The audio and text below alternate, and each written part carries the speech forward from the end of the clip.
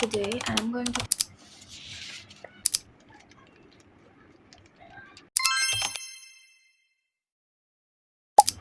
আসসালামু আলাইকুম। আজকে হচ্ছে আমাদের আইএলস ক্র্যাশ কোর্সের ফার্স্ট ক্লাস। আমি হচ্ছি ইনস্ট্রাক্টর নাজমির। আপনারা এর আগে সবসময় আমাকে ইংলিশে কথা বলতে শুনেছেন, কিন্তু যেহেতু এটা একটা আইএলস ক্র্যাশ কোর্স আর এখানে বেশিরভাগ স্টুডেন্টরা হচ্ছে বাংলাদেশি, এই জন্য আমি বাংলায় কথা বলছি যাতে আপনাদের বুঝতে সুবিধা হয়। আচ্ছা, আজকে যেহেতু আমাদের ফার্স্ট ক্লাস, সো আমি হচ্ছে কয়েকটা বেসিক জিনিস বলে দিচ্ছি। আর আমি এখানে প্রথম স্টার্ট করছি হচ্ছে আইএলসের রিডিং মডিউলটা দিয়ে, কারণ এটা হচ্ছে সবচাইতে বলতে গেলে কঠিন। আর বেশিরভাগ ক্ষেত্রে আইএলস ক্যান্ডিডেটরা এই মডিউলটাতে সবচেয়ে বেশি স্ট্রাগল করে। আপনারা জানেন যে আমার আইএলস রিডিংয়ে ব্যান্ড স্কোর 9 এসেছে। তো আমি ট্রাই করব আমি যেই জিনিসগুলো ইউজ করেছি, যেভাবে আমি এগিয়েছি, আপনাদেরকেও সেভাবে আমি গাইড করার চেষ্টা করব। আপনারা যদি সেটা ফলো করেন তাহলে ইনশাল্লাহ সব ঠিক হয়ে যাবে। আইএলস রিডিংয়ের ক্ষেত্রে 3টা প্যাসেজ থাকে। তাহলে আমাদের রিডিং প্যাসেজ হচ্ছে রিডিং প্যাসেজ 3টা। রিডিং প্যাসেজ 3টা থাকে, আর হচ্ছে আমাদের মোট কোয়েশ্চেন থাকে হচ্ছে 40টা, আর আমাদের টাইম থাকে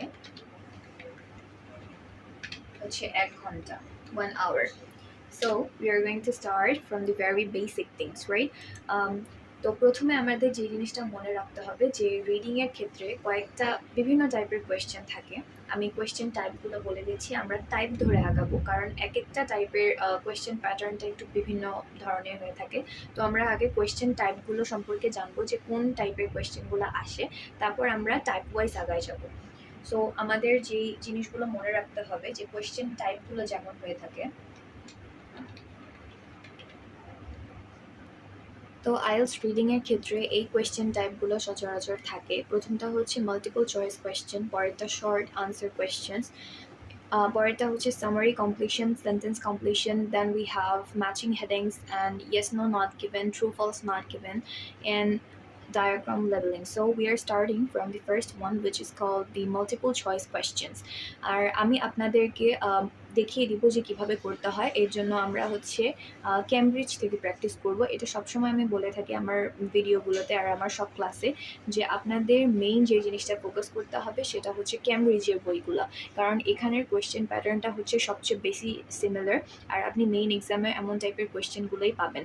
তো আমরা ক্যামব্রিজ থেকে সবসময় প্র্যাকটিস করার ট্রাই করব। আচ্ছা, এটা হচ্ছে আমাদের ক্যামব্রিজ 11-এর টেস্ট 1। আমি ক্যামব্রিজ 11 থেকে স্টার্ট করছি। অনেকে বলে থাকে যে ক্যামব্রিজ 19 থেকে স্টার্ট করতে, কিন্তু ক্যামব্রিজ 19টা হচ্ছে এটা আপনারা লাস্টে করবেন। প্রথমে আপনারা ক্যামব্রিজ 11 থেকে স্টার্ট করবেন, আর ট্রাই করবেন 11 থেকে 19 পর্যন্ত সবগুলো একবারে করে যেতে, কারণ আপনারা সব ধরনের কোয়েশ্চেন টাইপ সম্পর্কে একটা মানে ক্লিয়ার ধারণা আসবে। তো এটা হচ্ছে Cambridge 11-এর first test. So we are going to start from this one. এখন আমাদের প্রথম কোয়েশ্চেনটা হচ্ছে choose no more than 2 words. এখন আমাদের বুঝতে হবে যে এটা দিয়ে কি বোঝানো হচ্ছে। যখন একটা জায়গায় বলা হবে যে নো মোর দ্যান 2 words, এর মানে হচ্ছে 2 শব্দের বেশি হওয়া যাবে না।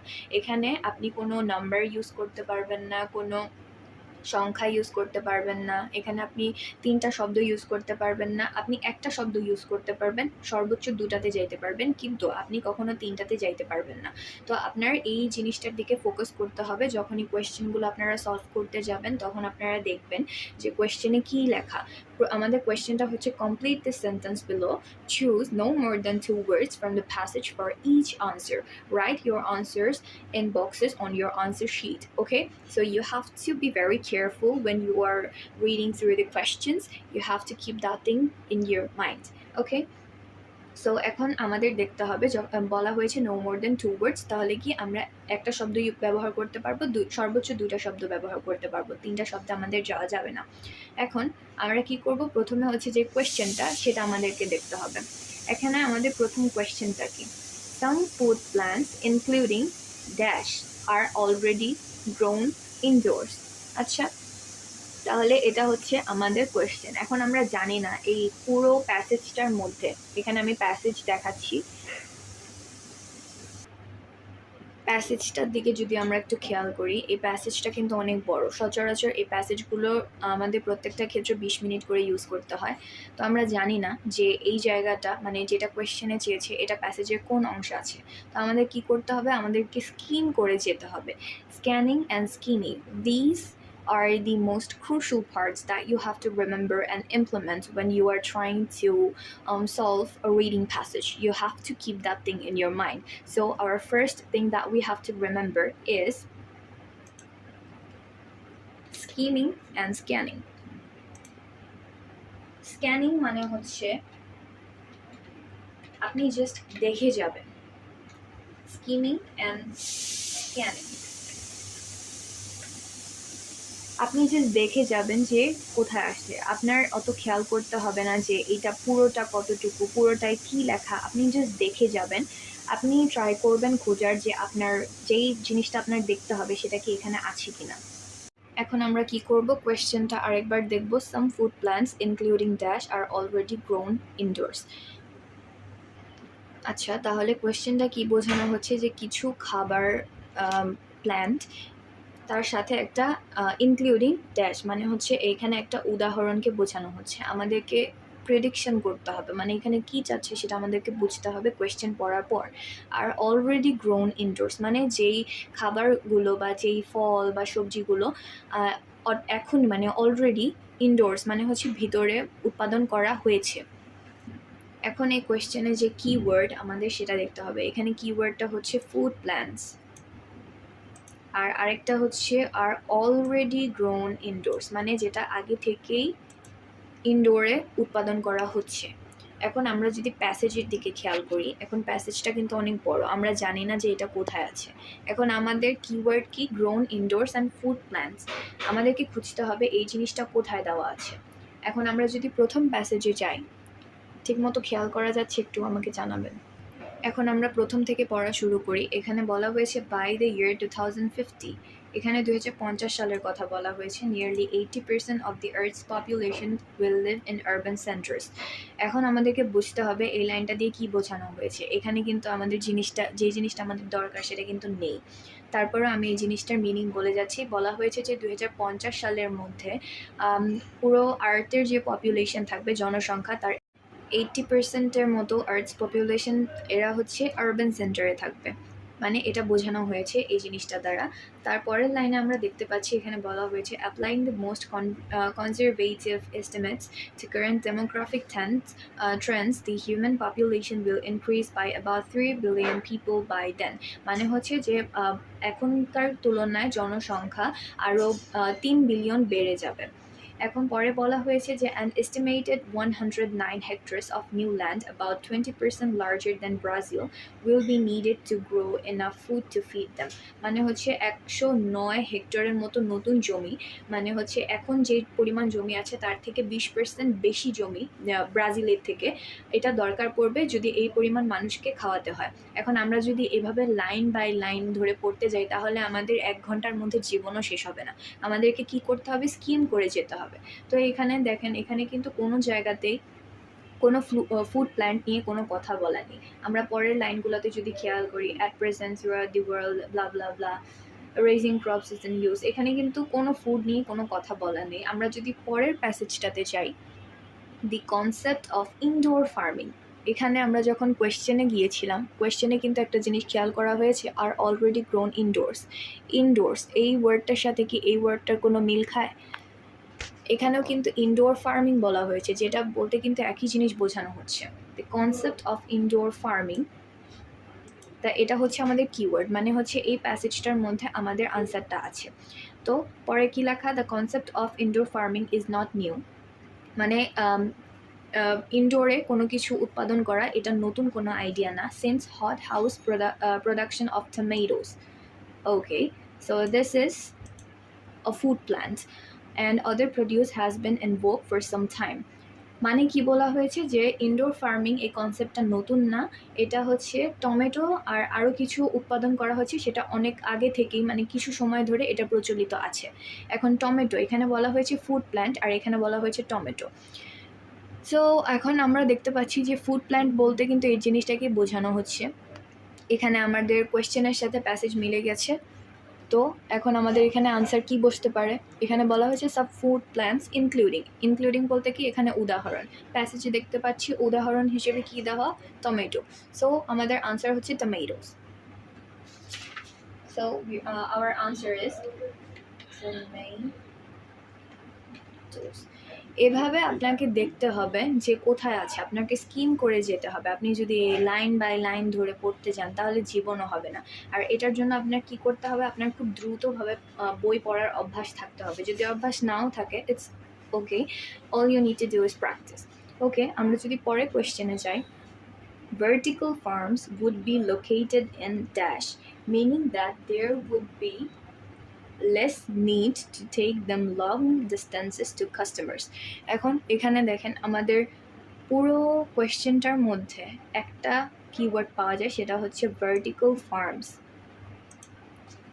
এটা হচ্ছে আমাদের keyword. Vertical farms would be located in dash, would be located in dash মানে কি, এখানে যখন বলা হচ্ছে লোকেটেডের সাথে কোন জিনিসটা আমাদের মাথায় আসে, সেটা হচ্ছে একটা স্থান।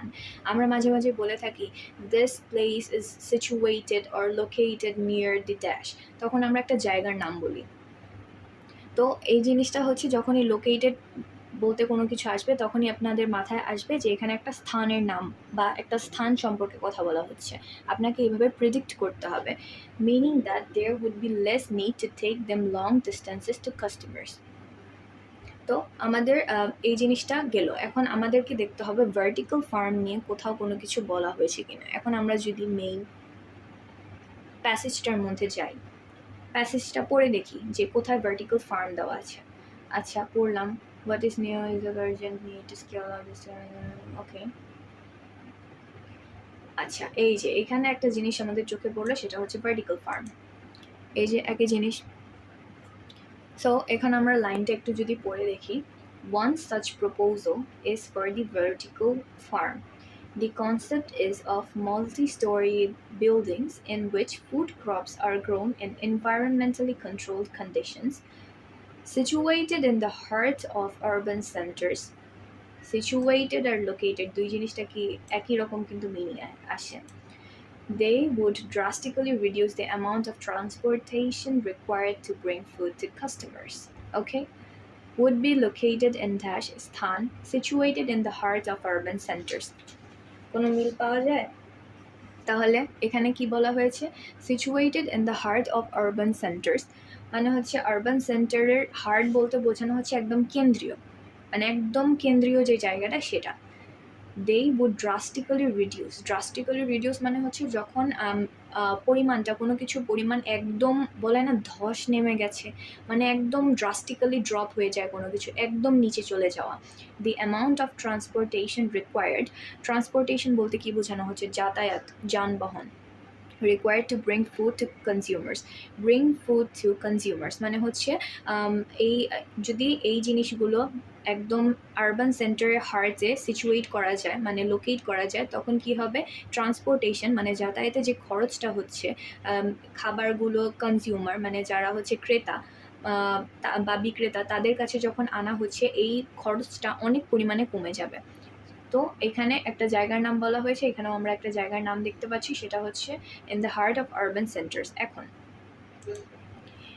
আমি আগেই বলেছি এখানে কোয়েশ্চেনটা হচ্ছে নো মোর দেন 2 words, একটা ওয়ার্ড লেখা যাবে, 2টা ওয়ার্ড লেখা যাবে, এর উপরে না। কিন্তু আমরা যদি এটার দিকে খেয়াল করি, আমরা যদি এখন বসাতে যাই যে in the heart of urban centres, এখানে কতগুলো ওয়ার্ড আছে কাউন্ট করেন তো, 1 2 3 4 5 6, 6টা ওয়ার্ড আছে। এখন আপনার কি 6টা ওয়ার্ড লিখতে পারবেন? তো এখানে আমাদের কি লিখতে হবে, এখানে মেইনটা কি, in the heart of urban centres. Okay, so vertical farms would be located in কোন জায়গা, urban centre. So that's the answer. So আমাদের আনসারটা হচ্ছে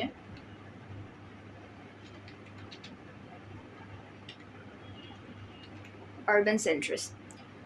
So this is how you solve an actual question. I am talking for so long time. So this is how you actually solve a reading question. আমি বেশিরভাগ স্টুডেন্টদের দেখি তারা just পড়ে যায়, তারা জানে না যে কীভাবে কী করতে হবে, তারা জাস্ট পড়ে যায়, গাধার মতো খেটে যায়। এভাবে তো করলে হবে না। আপনার তো দেখতে হবে, একটা নির্দিষ্ট স্ট্র্যাটেজিক ওয়েতে আগাতে হবে, না হলে আপনি 1 ঘন্টার মধ্যে কীভাবে সলভ করবেন আমাকে এটা বলেন। একটা টাইম ম্যানেজমেন্ট নিয়ে একটা নির্দিষ্ট প্রসেস নিয়ে আগাতে হবে। সবসময় আপনি মাল্টিপল চয়েস কোয়েশ্চেন, এই কোয়েশ্চেনটা সবার আগে করবেন। আর সবসময় একটা জিনিস খেয়াল রাখবেন, সেটা হচ্ছে এগুলো হচ্ছে একটা নির্দিষ্ট অর্ডার ফলো করে। মানে আপনি যদি একটা ধরেন আনসার, আপনি এটার একটার আনসার আপনি ধরেন এই লাইনে পেলেন, আপনি কখনো এর পরের কোয়েশ্চেনের আনসার ফার্স্ট প্যারাগ্রাফে পাবেন না, এটা আপনার মনে রাখতে হবে। আপনি যদি একটার অ্যান্সার যদি এই লাইনে পান, এটার আনসার পরেরটার আনসার নিশ্চয়ই এর পরের প্যাসেজগুলোতে হবে, কখনো এর আগেরটায় যাবে না। তো আপনার ঘুরে ফিরে আবার পরেরটায় যাওয়ার দরকার নেই। তো এভাবে আপনার পড়ে পড়ে আগাতে হবে, এটাই হচ্ছে একটা রুল।